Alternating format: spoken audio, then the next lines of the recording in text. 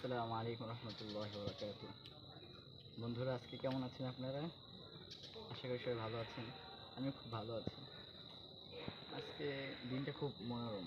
আমার একটু আনিজি লাগছে। আজকের দিনটা খুব অন্যরকম। আজকের দিনটা খুব ঠান্ডা গিয়েছে। ঢাকার ওদিকে বৃষ্টিও হয়েছে, আমি এটা খেয়াল করেছি, এবং আমাদের এখানে খুব রোদ ছিল। এখন আকাশটা খুব আবহাওয়া। ও, আরেকটা কথা, আপনাদেরও হয়তো মনে হচ্ছে যে আমি কোন জায়গায় এসেছি।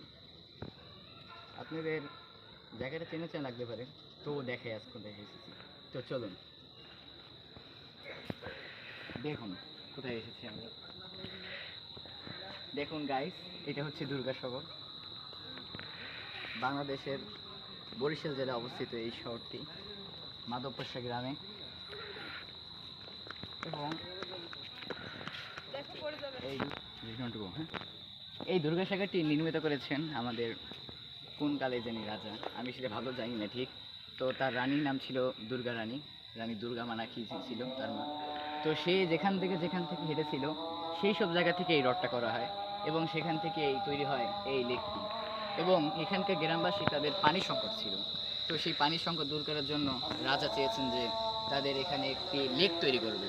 তাই এখানে লেকটি তৈরি হয়েছে, এবং লেকটির নাম তার মার নামে দেওয়ায় এই লেকটির নাম হয়েছে দুর্গাসাগর। তো এই দুর্গাসাগর লেকটি আমাদের মাধবপুষা গ্রামে অবস্থিত, আমাদের বরিশাল থেকে। চলুন দেখাই। আসুন, এই যে দেখুন, ওই যে মাঝখানে একটি ছোট্ট দ্বীপের মতো দেখা যায়, সেটা কিছুই না, জাস্ট একটি এবং এবং এই আশ্চর্যজনক বিষয় যে এই ছোট্ট দ্বীপটার মধ্যে যাওয়া যাবে না, কারণ এখানে যাওয়া নিষেধ, এখানে পর্যটক এলাকা। এবং ভাইরা, আমাদের খুব দুঃখজনক জানাতে যাচ্ছে যে এখন মাগরিবের সময় হয়ে গেছে, যে আপনার সময় শুনতে পাচ্ছেন যে আশপাশ দিয়ে আজান দিচ্ছে।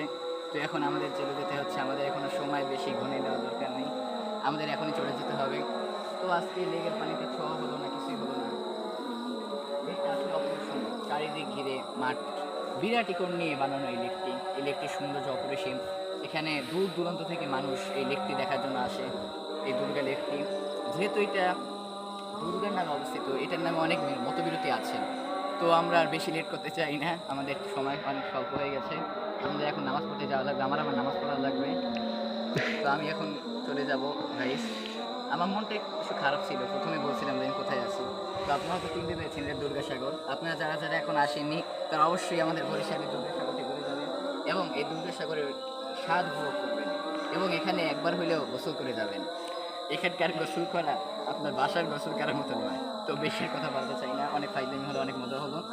তো সবাই আমার জন্য দোয়া করবেন, আর আমি যেন আরও ভালো ভিডিও করতে পারি, এবং আমি যেন নিজের ভুল শুধরাতে পারি। আল্লাহ তাআলা আমাদের সকলকে বোঝার জন্য আমাকে তৌফিক দান করুন, এবং জীবনে একবার হলেও এই দুর্গা সবাই ঘুরে যাবেন। Bye bye.